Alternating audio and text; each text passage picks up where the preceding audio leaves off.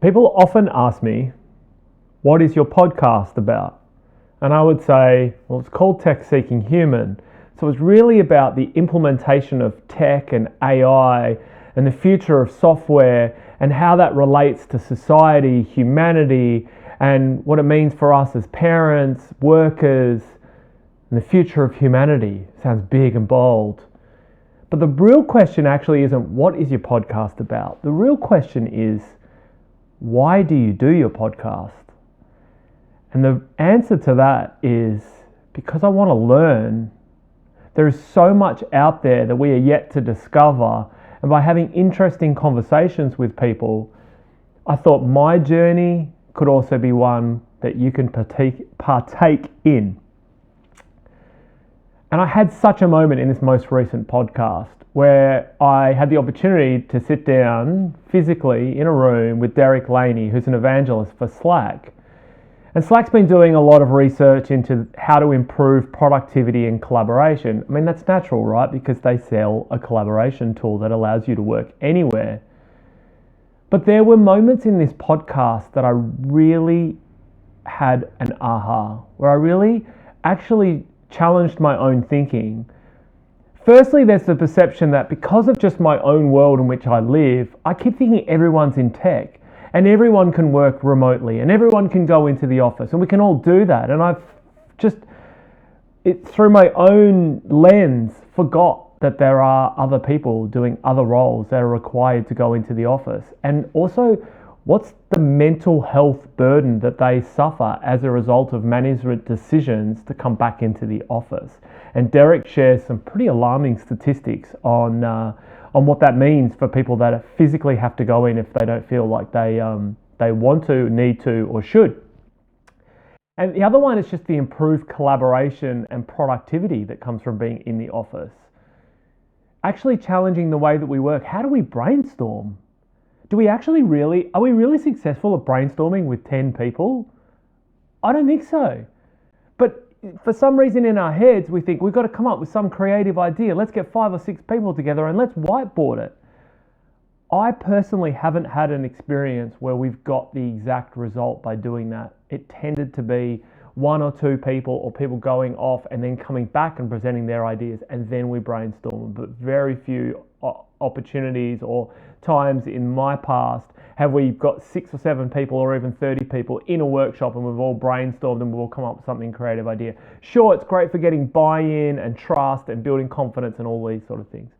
Overall, there's an opportunity here to learn a little bit from what Derek is saying and potentially implement team level agreements for how we can be the most productive in our workplace. I hope you enjoy the episode.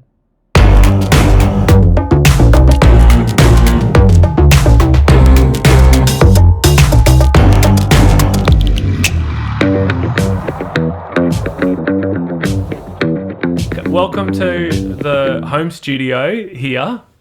You're only the second person ever to be in my home office doing a podcast. I lie, actually. You're the third. So we've done like all these podcasts. We've like 25 of them. Naturally, they've all been done over, technology in distant, far off places. But you're here in person. That's so surprising that the world doesn't want to travel to Sandringham during a global pandemic. I happen to like Sandringham.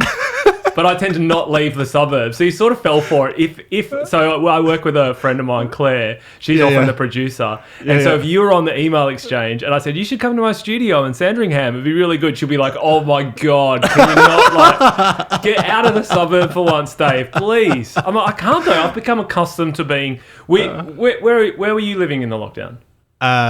So I was living in a caravan, traveling around Australia. Oh. I renovated this 1972 Viscount caravan, and then we thought it would be fun to go on a little trip.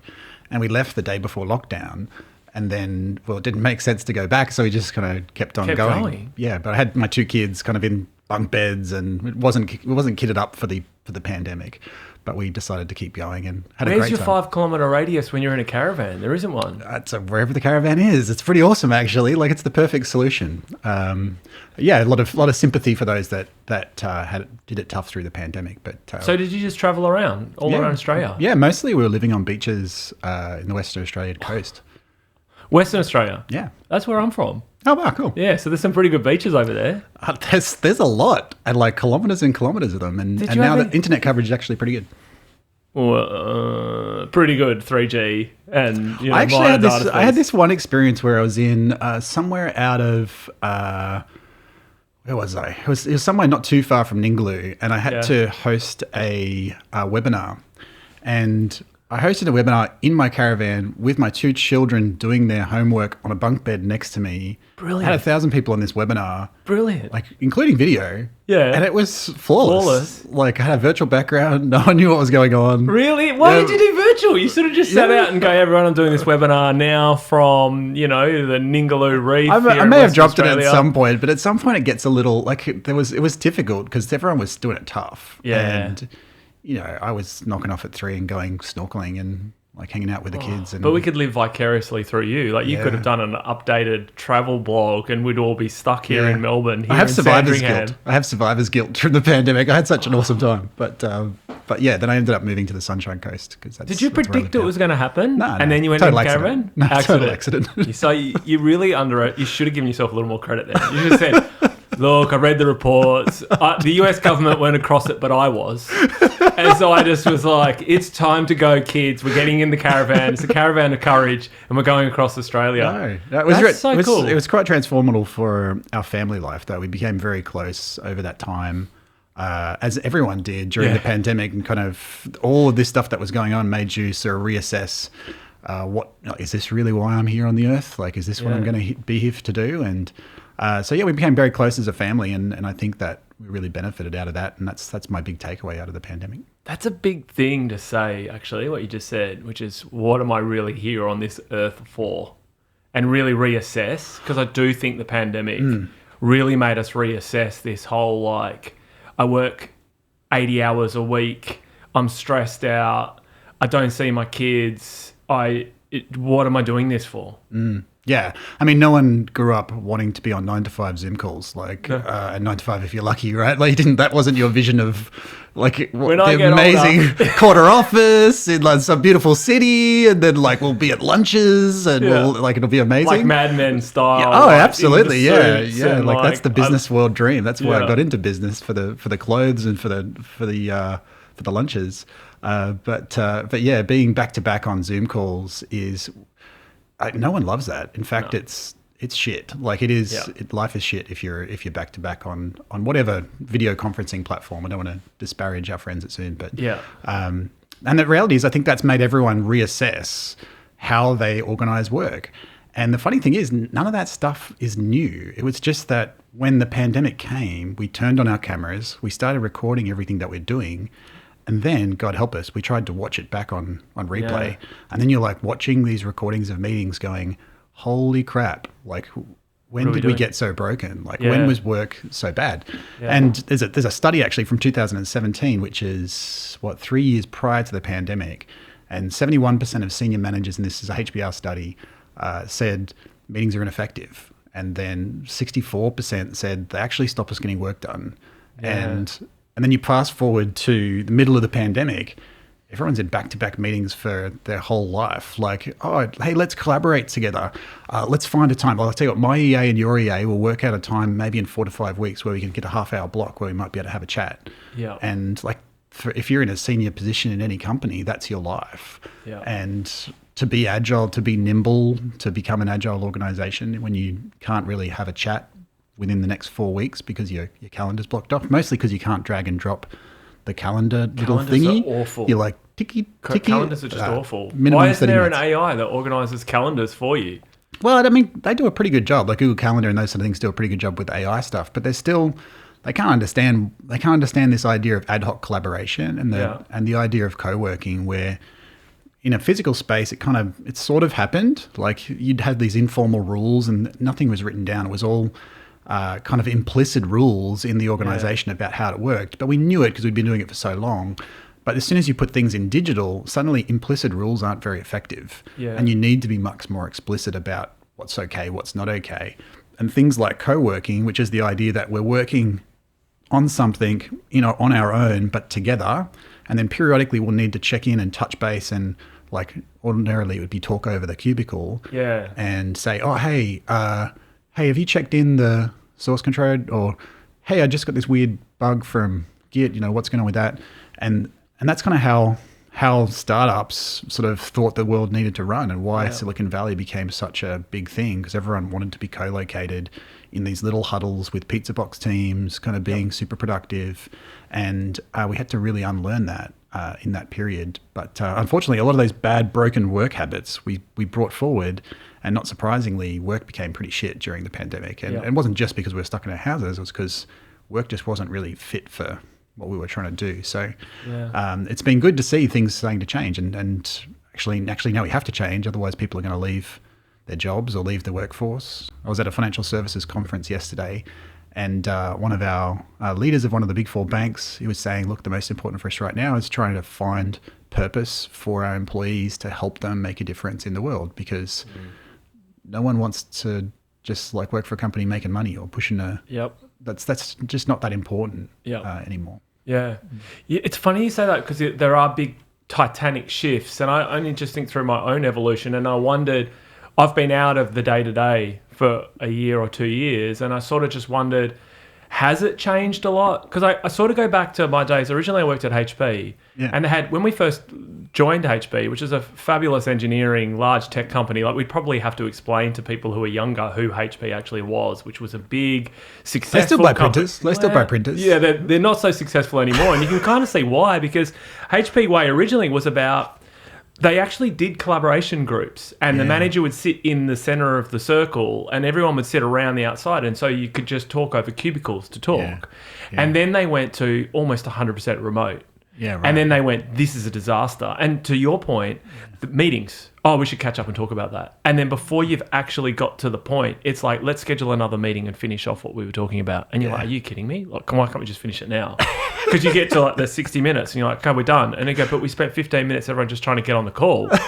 And that was in the days of like, has joined the conference, has left the conference, has joined the, for fuck. Someone mute the lines, right? So it takes you 20 minutes just to get into the meeting. You know what? I just felt a little bit of joy well, nostalgia and like, oh, that's life beautiful and so funny. But then you're like, wow, that was really worse. Like that was a lot worse. That was a lot worse. It was way worse. It was so hard. And you're like, not only like these days, you go, I've never actually met the person that I've worked with. I go, I've never actually seen the people that I work with. I don't even know what they look like.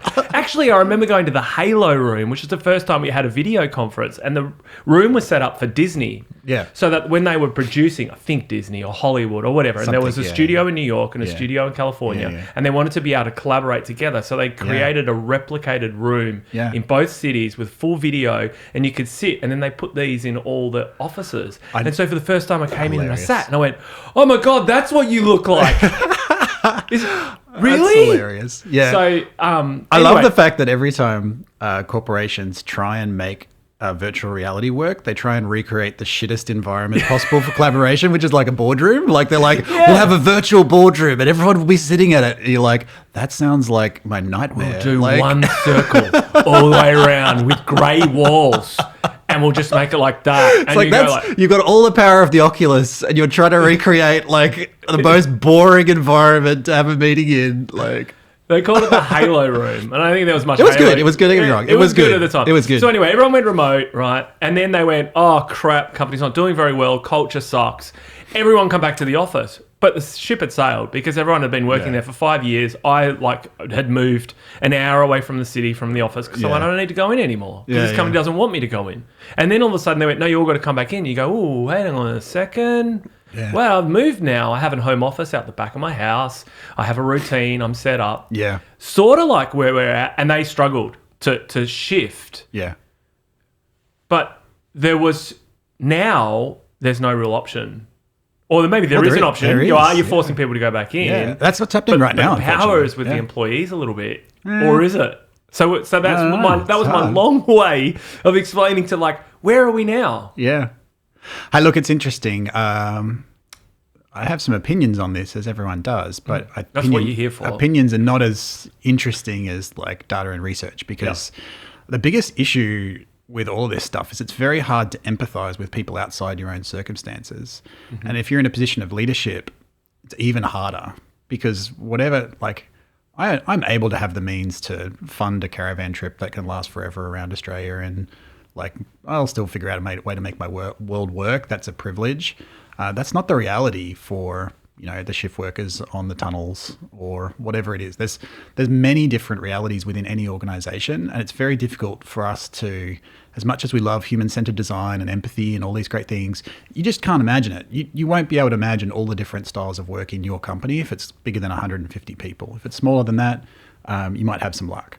And you definitely can't imagine what's happening in other countries. Like, it's just hilarious listening to US media kind of talking about the world, and you're like, you haven't been outside the US in 2 years. Like, what do you know about they have the World Series. The World Series of everyone in Canada. Yeah, and like equally, I can't understand what it's like to be in Singapore right now, or in Indonesia or India, or these different places. Like, I've got to do research, and even then sometimes it's difficult because people around the world respond to research in different ways. But having said that, yesterday our latest research came out from an organization called Future Fund. So I work for an organization called Slack, which is a collaboration tool you may be familiar with. We also fund a group called Future Forum. And Future Forum was started at the beginning of the pandemic, and its goal is to sort of research into the future of work. So it has a massive research sample. It researches 10,000 individuals, mostly across kind of the main economies, like the main larger economies. So I'm not saying this is inclusive of BRIC countries, or it would be inclusive of New Zealand, but not so much like Brazil, India, China. Things are a little different there. But within Australia, France, Germany, UK, these sorts of places, India here, and these sort of similar markets, this is kind of what we're finding. What the research says, as late as yesterday, is that 94% of employees want flexibility in the work. Like 94%, that's almost 100, right? Yep. And the other 6% probably got it wrong. And Yeah. they probably like What press did you the wrong, probably press the I wrong don't want button. flexibility. Right. I want to be told. Yes, what that's to not do remarkable. And when. Well, that's not exactly. That's not remarkable. What's remarkable is that 57% of them said they have little to no ability to adjust their hours from a preset schedule. So 57% of people's reality right now is that they don't have that option. Which is unfortunate. The other thing is that 80% of all knowledge workers want flexibility in where they work. So first was when, right, which is actually far more important than where for most people. Yeah. But the second is where. So 80% of knowledge workers want flexibility in where they work, including a majority, 53%, of fully in-office workers. So we're privileged now in that we've just had a quarter since return to the office in the large economies. Yep. So especially the US, we've had about 3 months now of data where people have been pushed back into the office. So we have numbers now of what it's like for those who were able to remain fully remote, those who are working hybrid, so 2-3 days, whatever, and those who are fully in office. And there's some really interesting numbers kind of coming out about what their experiences are like. There's good news and bad news. I guess the good news is that for those of us who are able to maintain flexibility, which everyone almost universally wants, there is 10% of people, by the way, who like to go to the office to focus. Yep. Not every day, but there is a small group that likes to go to the office for focus. It's not as considerable as many would say. 10%, that's pretty low. I would have thought it's not zero. It's not zero. It's 1 in 10. So, but there was 6% also. They stuffed up the first question. No, that 10% is significant. That's still like if you've got a team of 10, one person is struggling to work. Yeah. Okay. If they're not in the office, I think it's still worth thinking about. But it's not 60% or 70% or anything like that. The bad news is that for those that can't gain that flexibility, they're experiencing 3 to 4 times worse work-related stress and anxiety. These are the highest levels since like the start of the pandemic. So since returning to work, they're really struggling. Wow. They're also experiencing a little over 2 times worse work-life balance in that lack of flexibility. So I mean that's concerning. That impacts mental health. It impacts wellness, other different things. So I think that it's an interesting place to think about and talk about because there's real things happening in the world. But I think for all of you or all of us in our organizations, these are the conversations we need to have with our teams and with our leadership teams. Look at the data and say, what are we going to learn from this and what's right for us? Yep. And it's not a case that the world needs to move to a 4-day week. I don't believe that. Like, there's a great 4-day week movement. Great. Good luck to you. Yeah. Excellent. That's not going to be the perfect solution for every scenario. Does that mean Friday drinks moves to Thursday drinks? Just It actually does, by the way. Have you been in the city on a Thursday night? Like, it is rocking. Is it? Yes. Friday's dead. I'm joking, but okay. It is. Like, so, Interesting. I mean, this is my Sydney experience, but Yeah. and Salesforce, has a fully flexible. So you're kind of really workplace. then doing 3.5 days work. It's kind of because you It's knock not that you do- off. I mean, you're collaborating when you're having drinks. I actually think some of the best ideas come out when you're with your team having a beer and discussing, everything else other than work. And then all of a sudden you go, "Hey, what do you think about this?" Yeah, I mean, I'm not a coder. I would I'm not pull you up on. developing. I would pull you up on that point of saying, "Oh, you're actually doing 3." Even Yeah. in the way that you framed that, you're framing office with work. And Yeah. that's just not the case. Office is Yeah. not where you work now. Like, it's where you go to socialize and Interesting. catch up and whatever. You work at home. Like, it's always been the case. Especially if you're an executive. Your office was about 9 to 5 meetings, and then the work you did at night because Yeah. that's the only focus time you had. Yeah. And, if you had to do a presentation, it was basically after 9 o'clock, after the kids are in bed, Yeah. you'd sit down, do a presentation. There's no way you would have any work time. I do this with groups that we get together, and it's fun. You can do it along. Presume that we're all in a room together. Imagine. Yeah. And if you hold up 2 hands, do it for me here, Dave. Hold up 2 hands, right? Think about your current week, whatever day it is of the week where you're listening. Yeah. Now hold up the number of fingers, which is the number of free appointment slots in your diary for the rest of the week. Wow, you're killing it, man. Yeah, Look well, how I'm not flexible really you are. But if I go back, not a spare hour. Yeah, exactly. That for I'd those have that are playing at home, like when we do this with groups, you'll get Yeah. the outliers, maybe 10% who are, reserve their time and they're a little bit more diligent in how they book things, or they just work in a different way, Yeah. or they're in more flexible environments. Most people literally are frustrated by this question and they get mad and they look like an angry mob because they've got like 2 fists in the air, like shaking, like, I have no time. More time. Like, We want it when now. the hell am I actually going to get any work done? Interesting. Like, it's just not possible. And the next time I can do some work is either, it's late at night, it's my personal time, or it's Yeah. like weeks into the future. Yeah. And that's the reality for a lot of people. That's why work's broken. So to solve that, the only way we can solve it is the same. If you think of your days in software development, right? Yeah. It's the old days of, like, remember you had the processor and there was a queue of things that could go into the processor in a single thread. And so you'd have to wait for your turn of, like, if you ever did punch cards, you'd have to wait for your turn of when your job's going to get processed. And then so you'd have batch processing, it would run over the night. And then suddenly they invented multi-threading and then scalable multi-threading. And then it's like, now you don't have to wait for when your work can be done. And then suddenly all these things are uploaded. So the only way to solve that is multi-threading, which is you need to move from a way of asynchronous working to asynchronous working. It's the only way you can use the same amount of time to get more work done. And the only way that we can equally together, you and I, Yeah. may have different needs and flexibility. Yeah. So the only way we can work together is if we work asynchronously, because we're never going to agree across any organization of size on when the right time to work is. So how do you define it then? Is that down to an individual team? Because I hear a lot of people talk about, well, I want to be able to work from home, and then I want to be able to go pick the kids up from school, and then I want to bring them home, and then I'm going to log back on again at 9, and I'm going to work till 11, and then I'm going to get up again in the morning. Is that okay? Like, does that come down to, like, let's just define that as a team and figure out what works for our team versus an entire organization that goes, the development team, the lawyers, and the marketers all have to do exactly the same hours. It's 9 to 5 with a half an hour lunch break. That world's gone, hopefully. Yeah. And let's unpack a few things that you said there, because there's a few different issues. The first thing that you described, the working parent model, and that if you're a working parent, that's pretty much your model, right? Yeah. You want to do drop off, pick up, and like that's life changing. If you start picking your kids up, Yeah. you have these conversations. Like as a father, like starting to be there for, like, the kids are like so much more alive. Like Yeah. I used to think my kids were like dull because like it was 9 p.m. when I talked to them and they're ready for bed. But like pick them up at 3 o'clock and they're like, Dad, let me tell you about this thing that happened. And then like by 7 o'clock, they're like, off doing something else and they're not interested in whatever it was before. So like school pick up and drop off, I think, is life changing for parents and for families. I think it's super important. It's not surprising. Like 83% of working mums in this study that we released last last night. They want location flexibility. Yep.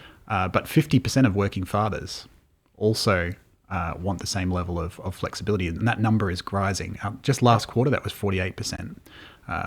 So this is the people who want to work remotely more than 3 days a week. So 50% of working fathers, 60% of working mothers.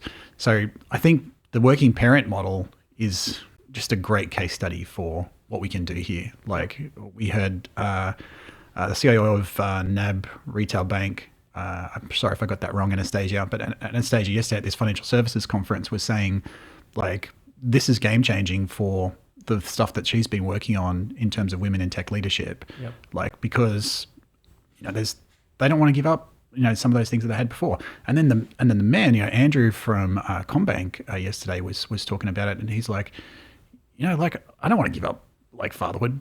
I've rediscovered it over the last couple of years, and I want to be involved. I want to be equally there with my partner. We want to share the load, regardless of what job they have, and that means that we need that flexibility. That's way more important than anything you can come up with. That whatever your company objective is, I don't give a shit. I care the most about my kids. That's most parents, and that's the model. So that's all good news as long as they're in industries that have that flexibility. That's the key to equality in some regards. Like, I think it's a big key. I mean, to I will diversity and inclusion, generalize, but I would say I know a lot of working mums, and they feel guilt about going back to work, and these are just my subjective views of the people who are within a circle. But reframe it as working dads as well, and you'll see the same thing. Yeah, absolutely. And so I guess the key to all of it is, in terms of equality, is making sure you have that balance where it's like, okay, well, I'll do school pickup on 2 or 3 days of the week, and you do 2 or 3 days, and then I'll do the drop off, and then you do the drop off. And then if you balance that 50-50, then, and the organization can see that as like, that's perfectly normal, that's working parents, that's what we come to expect, then mental health of the parents that are now coming to work, they want to go to work, they feel more productive, they feel happier, they've still got the balance of the kids, and they have their work. And so it's like, that's the perfect, maybe the perfect scenario. So I think parenting, and also I'm going to premise it, 2 dads, 2 mums, like whatever it is. Whatever like, we don't have to generalize. Caregivers, right? Caregivers. Yeah. So I think that's good news, and imagine the impact on those that they're giving care to. It could be an elderly parent or whatever, those sort of things. Yep. So I think that's a big win, a big unlock. So if you're closing down flexibility, you're basically saying no to that, and people are going to leave your company because that's going to be way more important than whatever. I don't care what business you're in, like that's going to be more important. Yeah, because we're in a world of talent shortage, right? You want to be not in all industries, in all cases. No? Like, there are places where there's still a lot of influence that employers have. I think we in technology are super privileged in that we are 100% in talent shortage. I think if you're a hostie, like an airline hostess, what am I, like host 50 years ago? Yeah. A flight attendant, if you're a male or female flight attendant, right now there's a shortage, of course, because, they're sort of reassessing whether they're in the workplace. If you're working on the roads, it's a different scenario depending on what's happening with recession and interest. So there's different. I think the key is you can't empathize with everyone's circumstance. Like, it's going to be different. So to your point, what's the right solution? And let's just cover off the diversity and inclusion thing. The data says that over the last 2 years, underrepresented groups, that includes, gender diversity, but more importantly, we've gone deeper into racial diversity. Groups from underrepresented groups over the last 2 years have actually increased their sense of belonging at work by working remotely. So get this, the less they go into the office, the closer they feel to the company that they're working for, which is like super counterintuitive. It's really weird, isn't it? Super counterintuitive. And then secondly, you're like, okay, but surely they're not as close to their colleagues because they're not building closer ties and that. But in the same period, those same people reported higher relationships with colleagues, better relationships with colleagues in the same period, which is super weird. And so the team at Future Forum, Brian, Sheila and Helen, we're working with Stanford University with another Brian as a professor at Stanford, and they're looking at why this data is coming out this way. And they said, well, if you think about all the microaggressions that happen during a daily work, think about a day in the life, right? If you don't look like the rest of the people in your office, like your day is just like intellectual effort trying to adjust your behavior and your world to suit those around you. Like you walk in, it's like, hey, welcome, Vikesh Vakaramal. How do I say your last name again? And then you go, where are you off to for lunch? Oh, wow, that's really interesting. You know, what kind of food is that? Like, how do you make that? That looks really tasty. Like, it's like you're constantly called out as being not fitting with the mold, and you're constantly trying to work to, what do I have to do to adjust my behavior? You take off that intellectual load of having to adjust your behavior to be close to the norm, and you unlock, 20-30% productivity. They no longer have to do that anymore because you don't have the small talk. Get rid of the small talk. It's not actually what builds culture. Most people just want to work. They're there to do a job. And in a lot of cases, all of that, sometimes that small talk and all that weird stuff that happens around meetings and that sort of things is actually intellectual tax.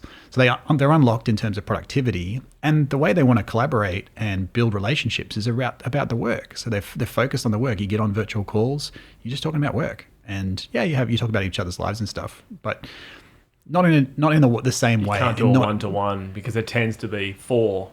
Yeah. So it's much more freeing and much less group pressure. And then you can drop off a call, then you're with your community, you're with people like you can be yourself, you can relax. So that's a huge unlock for underrepresented groups. And it means that we're more able to bring different perspectives in without alienating quickly and killing off those things. Like organizations and organisms as a whole they'll ruin the things that are different to them because unintentionally. It's all none of this is anyone being a bad person. It's just biases that are in our brain. So great news is that's heaps better once flexibility comes in, and a lot of those problems are improving, but it'll regress if we start to let those things go. So diversity and inclusion is a big thing. The other thing that you were touching on earlier was like, hey, well, what level is the right level to do this at? Do we all go to this 4-day week model? And I would say equally, if you're rushing to develop a COVID vaccine and you need to run face-to-face testing and it actually matters how many days that you're on the street in this week because you're running a face-to-face trial, well, that's not going to be that helpful for you, is it? Because you probably, for the sprint that you're in, you might want to work every day that you're alive because like you're racing against time to produce a COVID vaccine or something. So that for you, that may not work. And to have everyone suddenly take time off when you're trying to produce a COVID vaccine to solve some massive crisis, that might be a big problem. So in that case, flexibility might need to be reversed for that scenario. So how do you do it? And what we're learning is that the companies that are being successful with this are taking a principles-led approach, not a policy-driven approach. So we're all going to be work 4 days a week. I'd say that's a policy-driven approach. We're creating a policy. We're trying to normalize across a huge group and figure out some commonality and apply that rule to everyone. It's very hard to do that in a way that's correct in all circumstances. You can always come up with edge cases where it's not going to work. And you can't empathize, as you started to do, like, what about the lawyers and what about what are they going through? And it's very hard to, like, no matter how good you are at human-centered design, like, you can't empathize with every possible worker. Yeah. So instead, the people that are having success is trying to distill why they're trying to get flexibility. What is the goals of the organization? Create some principles, train people on the principles and not the rules necessarily, and then roll out a framework that allows teams to create agreements. Now, this is not a free-for-all. If you do this without any rules, it's not so much that people will abuse the rights that you're giving them. It's not really that. It's more the fact that there won't be, when there's not agreement, there's just misunderstandings. And it becomes hard to do things like have any sort of accountability. Like if we didn't write the rule down, how can I tell whether you're adhering or not adhering to the rule if it's not written down? A great one to run with your own teams is to get together as a team and say, imagine there's a virtual whiteboard, and go, right, let's write up on the whiteboard the top 5 things, the top 5 rules that are in our organization that aren't written down. Like, write them up there. It's quite a hard mental exercise. It takes a little while. Like, what would people write? You should get in before your boss does. Oh, yeah.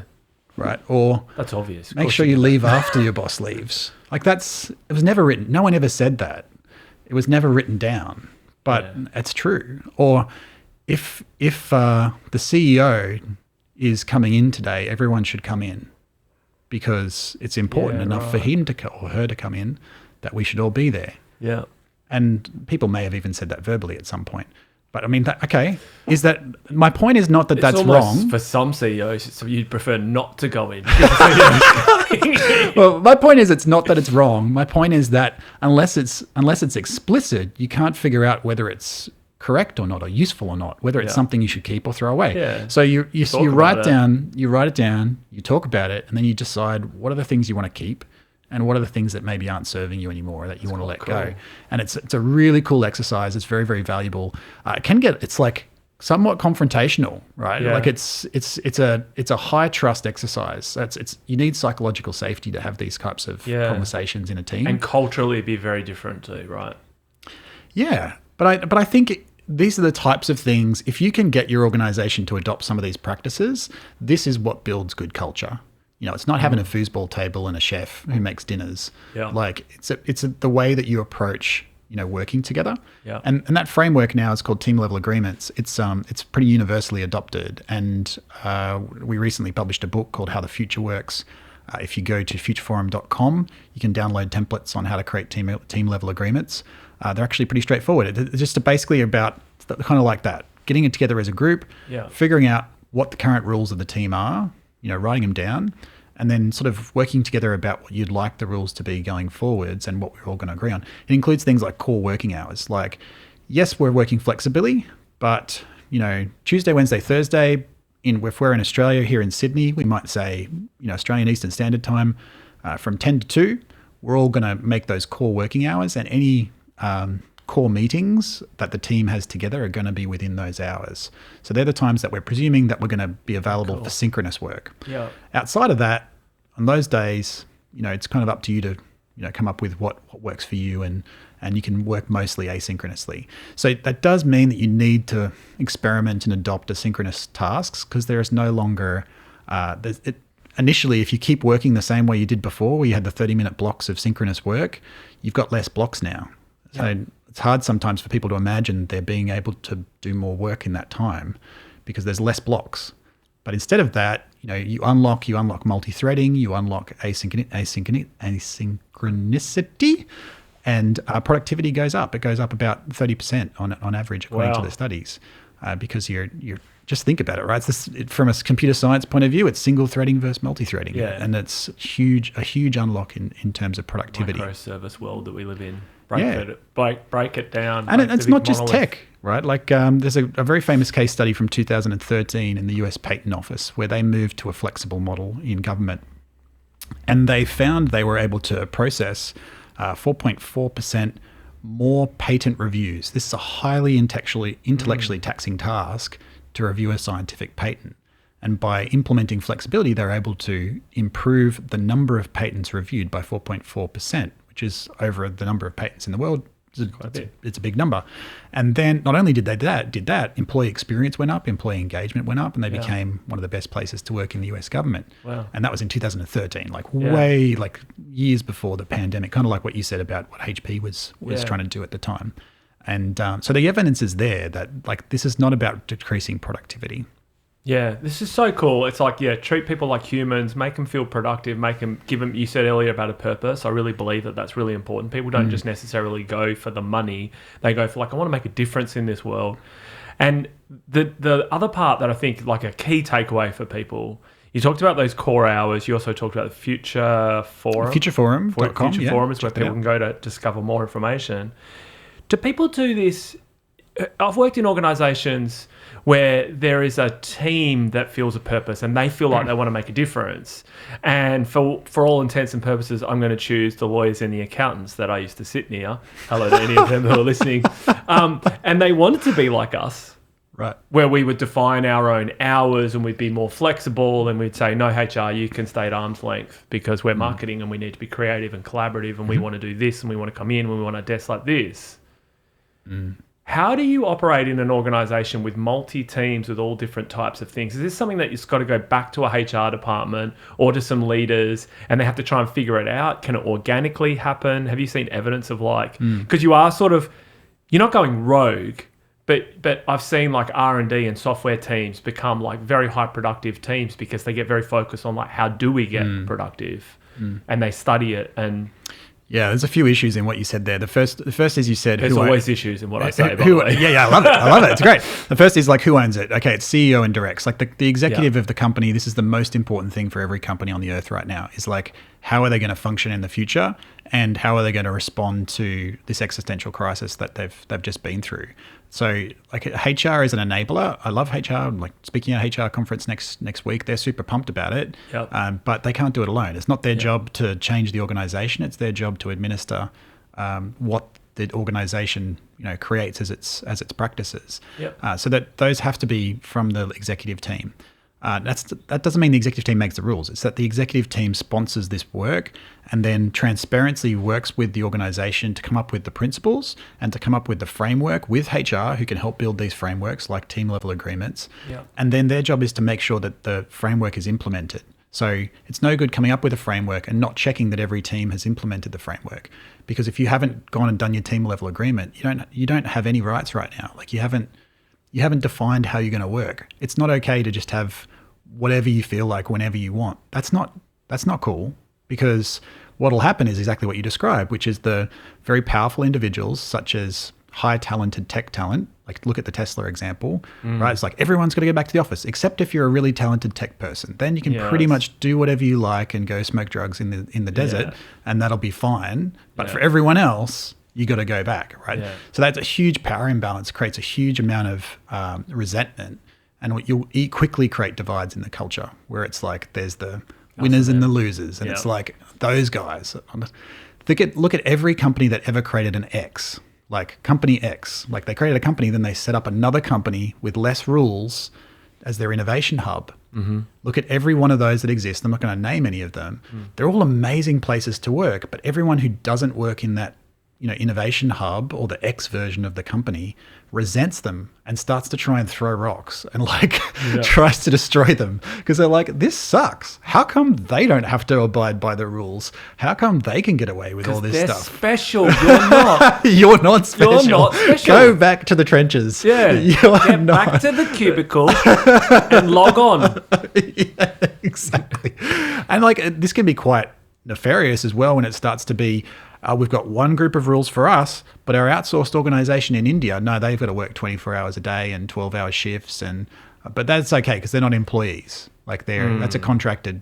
So then you call into the call center, and as soon as you flip from the people that are privileged in white society, they're happy, and you flip into the outsourced call center, and you're like, wow, what happens whenever I get transferred to this call center? Like, why is this not so good? People are like a lot less happy. Like, I don't understand why this is going on. So I think it's not only your employees, it's your partners, and it's like everyone who's touching your organization. You gotta think through this and to not create inequity, and also it's the best thing for you. They're going to be more productive if you can implement this in these different ways. I've forgotten where I was going with this point, but you make the partners is such a key. Like I worked in marketing for a long time. You often have marketing agencies, and at one point in my career, they would treat the marketing agencies really poorly, and then they'd wonder why the marketing agency didn't like working with them, didn't give them all the good ideas, and try to rip them off. And I'm like, I don't know what part you're not recognizing. If we all just got along, this would be really easy. Just treat the team like they're an extension of your team, because essentially they are. They're paying them, but we're all getting paid. So what does it matter where the money's coming from? We all got to work together. We're sitting around a desk. Let's come up with some ideas and have some fun, and let's execute. Makes sense. It's like you get to any CMO. Hey, what do you think about having a 4-day work week? Oh, that sounds fantastic. All right, cool. Would you employ this agency that has a 4-day work week? And hell no. No way. That's not okay. That's not okay. This agency's no good. Let's burn them out and get another one. Yeah, it's a little bit like that. It's very sad. So, those companies aren't doing well. Like the ones who are doing well have built close relationships. They're fostering and building the businesses that they partner with, creating an ecosystem model. This is something that Slack and Salesforce, pioneered, this thinking of ecosystem thinking, which is that you want to grow your ecosystem, everyone that touches you, and that's going to lead to increases in revenue and product and profitability for you in the future, because the value of your company is the value of your ecosystem. So it's those things. The other thing that I think you talked about marketing, I think that there's the other one that comes back a lot is, okay, that's all great, but we're we're smart people. We're like creative people. Like we're not, coders checking stuff into source control. So we got to be together because creativity comes from Collaboration, face-to-face whiteboarding. Yep. And I think the research says that that's not actually correct. In fact, that the opposite is true. I was reading this thing yesterday. It's actually back from 2015, just about brainstorming as a simple example.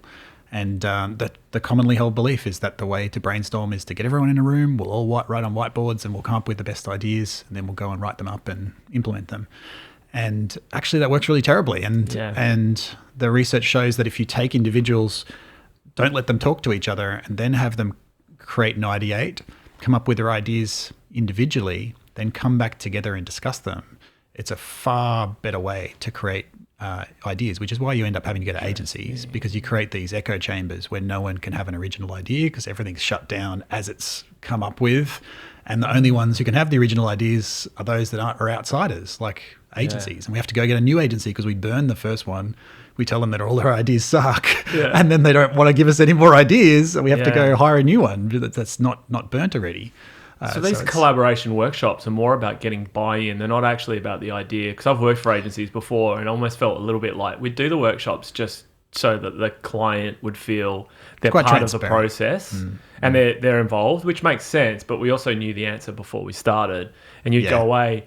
And then on the other side, I go, I as you were talking about whiteboarding, like I'm sure people listening now can probably picture themselves if they are in an industry like this where they have also been in a scenario where you whiteboarded and you went, it's not working. Well, there's too many people and I'm conscious of what they're thinking and I'm trying to get someone else to buy in and I can't finish my thought. I can't go deep enough in my own head to actually get the results. And I can count on one hand the really, really good ideas that I had. The really good ones with another. It was always with just one other person, and it wasn't always in person, and it wasn't ever more than two people. It was someone that I trusted really well. Was it a series of conversations over a period of time?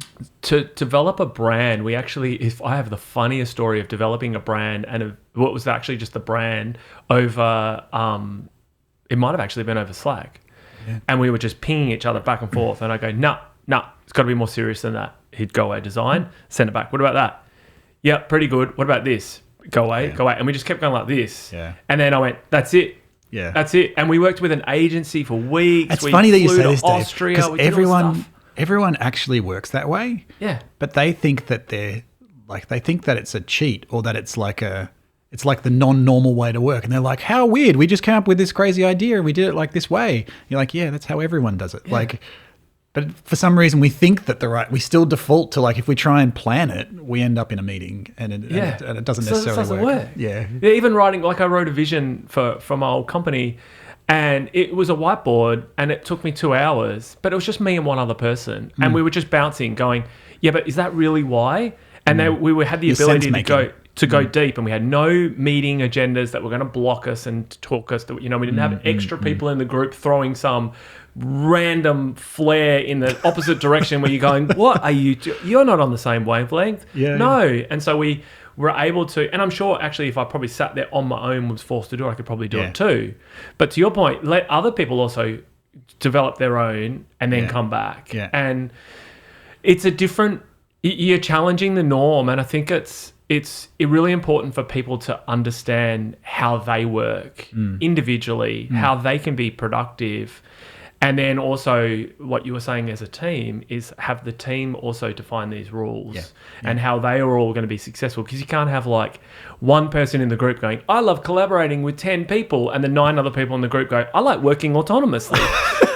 And the leader goes, everyone come in then, because one of us wants to work together and the others don't. Yeah, that's going to be great. We're going to really be productive. This is awesome. But it's really, let's talk about the hard stuff. Let's talk about it's the soft things. It's the things that you can't quite put your finger on, but it's like, how am I? And how am I productive?